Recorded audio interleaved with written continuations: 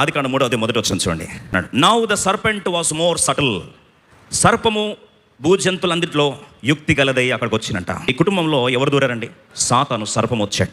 ప్రియ సోదరి సోదరా, ఎవరిని మింగుతున్నా అని గర్జించు సింహం వలె సాతానుడు కుటుంబం మీద దాడి చేయాలని అంత్యదినాలు ప్రయత్నిస్తున్నాడు. అయితే ఈ సందర్భంలో చూడండి, ఫస్ట్ ఆఫ్ ఆల్ అవ్వొచ్చి ఎవరితో మాట్లాడుతుంది? అవ్వొచ్చి సాతానుతో మాట్లాడుతుంది. సాతాను వచ్చి ఎవరితో మాట్లాడుతున్నాడు? వాస్తవంగా ఎవరితో మాట్లాడాలి? ఆదాంతో ఇప్పుడు ప్రశ్న, అవ్వతో ఫస్ట్ మాట్లాడాలా, ఆదాంతో ఫస్ట్ మాట్లాడాలా సాతాను? దేవుని దైవ క్రమం ఏంటి? ఎఫెసీ 5:20 డివైన్ ఆర్డర్ ఏంటట? దైవికమైన క్రమం ఏంటి?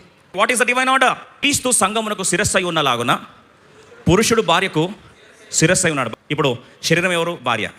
తల ఎవరట? భర్త. ఇప్పుడు ఆర్డర్లో ఫస్ట్, డివైన్ ఆర్డర్లో ఫస్ట్ ఎవరితో మాట్లాడాలి? సాతాను భర్తతో మాట్లాడు. ఎవరితో మాట్లాడుతున్నాడు?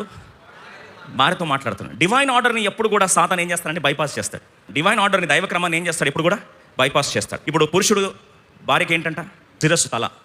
ఈ మాట చెప్తున్నప్పుడు ఒక సిస్టర్ ఉంది, నో ప్రాబ్లం అండి, తల ఎక్కడ ఉన్నా మాకు సంబంధం లేదు మేడం, ఏమే అది ఎటు తిరగాలన్నా సరే, ఎటు తిరగాలని కంట్రోల్ దేంట్లో ఉంటుంది? ఎవరి కంట్రోల్ ఉంటుందండి? మెడ కంట్రోల్ ఉంటుంది. కాబట్టి రెండు వాస్తవాలు కరెక్టే.